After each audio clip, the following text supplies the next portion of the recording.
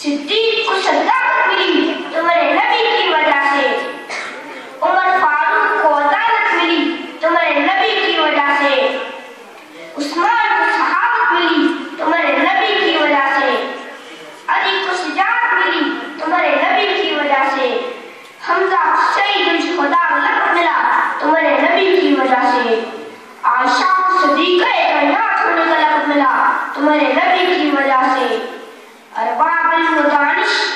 رسم دنیا خصوص ہے کہ اطاعت کے جواب میں شفقت ہے، عقیدت کے جواب میں محبت ہے، انصاف بدلے میں مساوات ہے، اخوت کے بدلے میں رحمت ہے، لیکن میرے نبی کا انداز اور اخلاق بہت اونچا ہے، میرے یہاں عداوت بدلے شفقت ہے، ظلم بدلے درگزر ہے، ستم کے بدلے میں رحمت ہے، بے مربتی کے بدلے میں مربت ہے، بد اخلاق کے بدلے میں حسن اخلاق ہے، پھر ایسی ذات محبت کی رکھ جائے، ایسی ذات وفا کی رکھ جائے،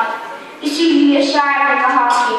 کچھ کفر نے فتنے پھیلائے، کچھ ظلم نے شعلے برقائے، سینوں میں عداوت جاگ تھی انسان سے انسان ٹکرائے،